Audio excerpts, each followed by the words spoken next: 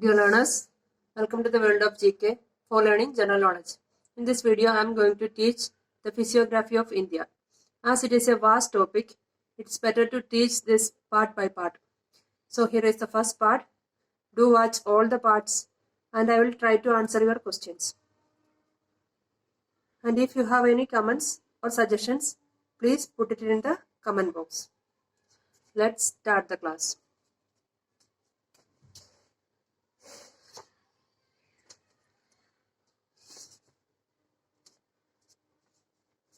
Physiography of India. Major physiographic divisions of India: the Himalayan mountains, the northern plains, the peninsular plateau, the Indian desert, the coastal plains, and the islands. Now let's see these physiographic divisions with the help of a map. Here you can see the Himalayan mountains. Here you can see Himalayan mountains, and just below that you can see the northern plains. The northern plains is colored in green color.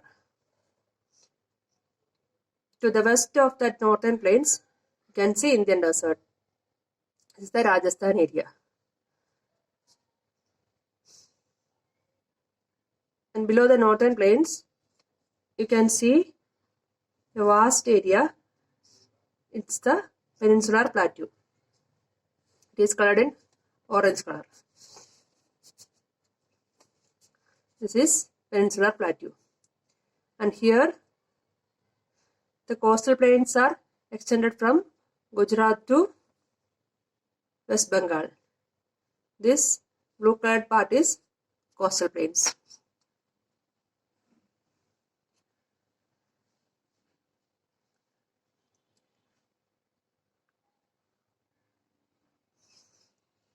The eastern side you can see Bay of Bengal, and near to that you can see the islands Andaman and Nicobar Islands.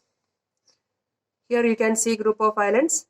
This is Andaman and Nicobar Islands.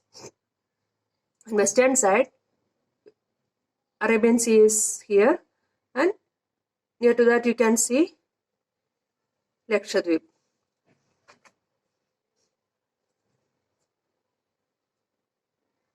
And Indian Ocean lies at the southern part of India. So north is Himalayas, south is Indian Ocean, west Arabian Sea, and east Bay of Bengal. Now let's discuss about these divisions one by one.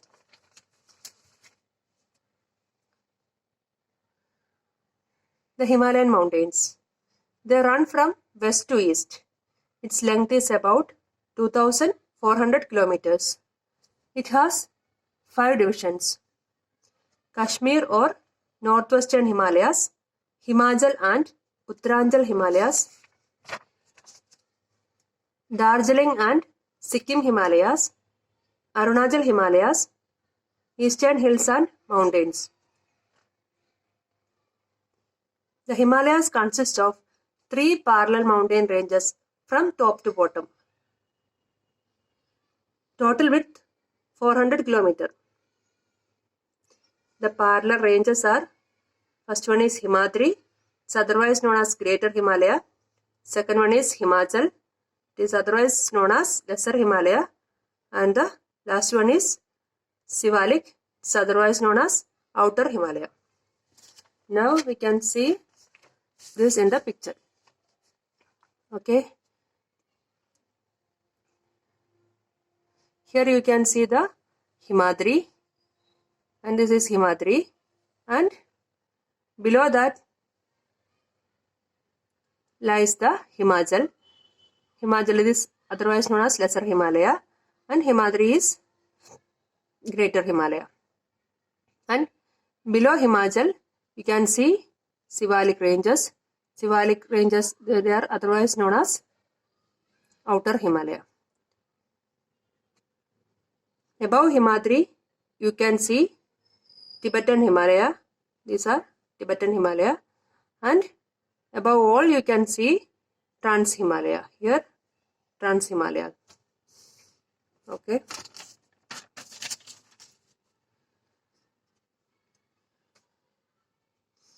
Kashmir or Northwestern Himalayas. It comprises a series of ranges such as Karakoram, Ladakh, Saskar and Pirpanjal. The ranges situated in Kashmir or Northwestern Himalayas are Karakoram, Ladakh, Saskar and Pirpanjal. Ladakh is the only cold desert that lies in the entire Northwestern Himalayas.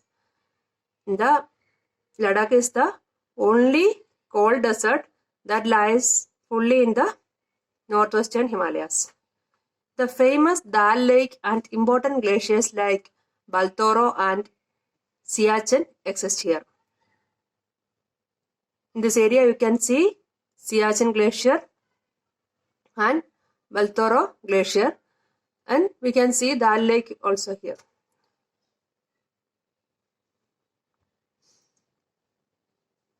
We know Dal Lake is a famous lake in Jammu Kashmir, and that also situated there. Important passes like Sojila, Banihal, Fotula and Kardungla are situated here. We can see the passes like Sojila, Banihal, Fotula and Kardungla.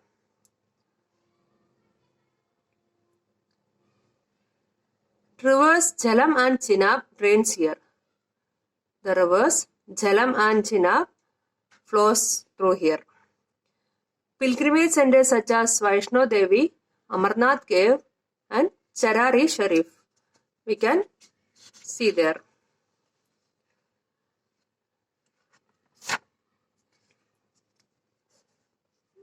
Second, Himachal and Uttaranchal Himalayas.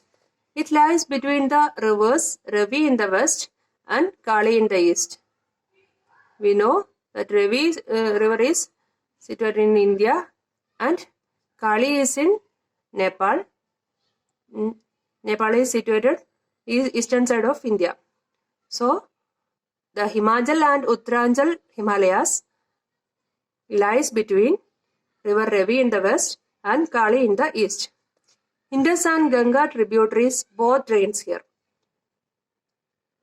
Here, tributaries of Indus and Ganga both drains here. Some of the important hill stations such as Dharamshala, Shimla, Mussoorie, Kasoni, Almora, Lansdowne and Ranikhet are located here.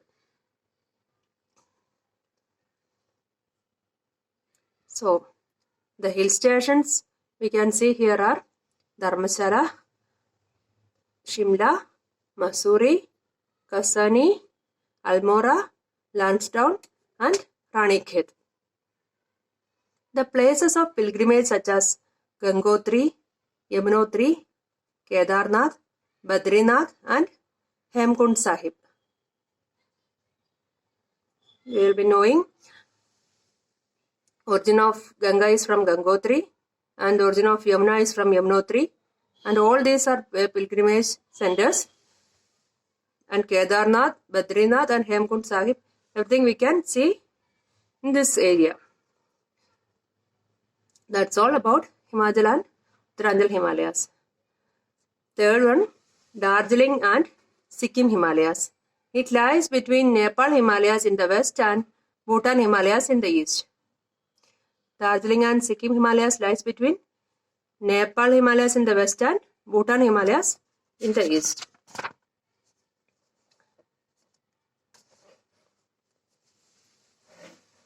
East flowing river Teesta originates here. We will be knowing Teesta is the tributary of river Brahmaputra and it originates here. It has a mixed population of Nepalis, Bengalis and tribes from Central Asia. The population is a mixed population, and the British introduced tea plantations in this region. There are a lot of tea plantations are there in this region. This region is known for its scenic beauty and rich flora and fauna. And this region is known for its biodiversity. And there are a lot of plants and animals we can see. Flora means plants present in particular area, and fauna means animals present in particular area.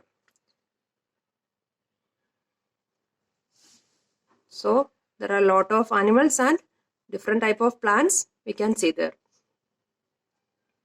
Fourth one, Arunachal Himalayas. It extends from the east of Bhutan Himalayas up to the Difu Pass in the east. The important mountain peaks Kangtu and Namcha Barwa. So in Arunachal Himalayas, the important mountain peaks are Kangtu and Namcha Barwa, and it extends from the east of Bhutan Himalayas up to Difu Pass in the east. River Brahmaputra flows here and forms deep gorges. What do you mean by gorge? Gorge is a narrow valley between hills or mountains, typically with steep rocky walls and a stream running through it. That is the gorge. So Brahmaputra river form deep gorges there.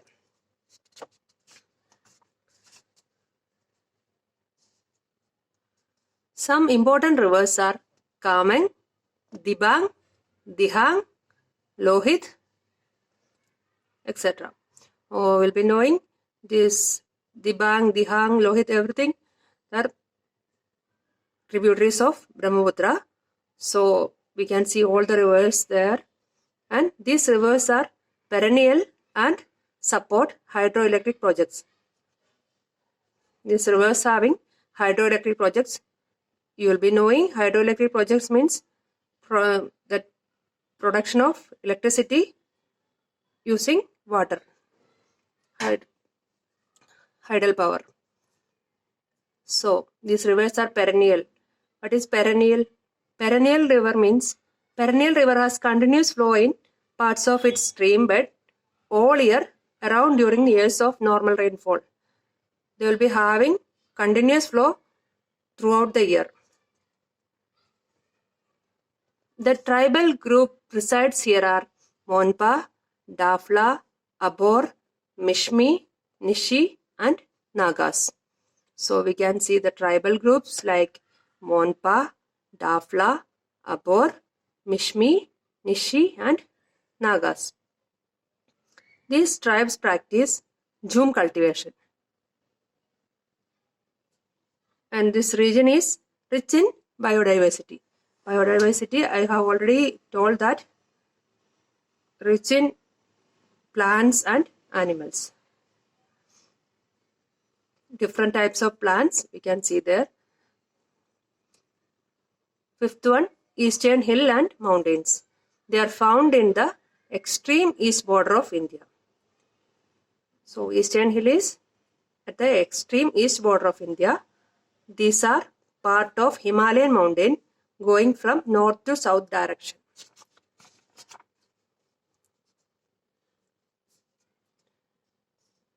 They have different names. In north, Patkai Bum, Naga Hills and Manipur Hills. In south, Mizo and Lushai Hills. The tribal communities practice jhum cultivation. What is jhum cultivation? Jhum cultivation is the process of growing crops by first clearing the land of trees and vegetation and burning them thereafter. First they will plant the tree. First they will clear the area and plant the tree, and after that they will burn. They will burn it.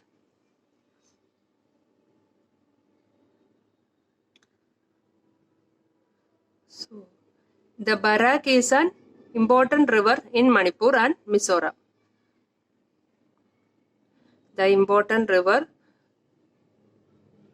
flowing in this area is Barak, and here mostly the rivers are tributaries of Brahmaputra or river Meghna. In Bangladesh, Brahmaputra is joined by the Teesta river. We will be knowing Teesta is one of its large tributaries, and both of the river join together and start to flow, and the final part of that river is called Meghna.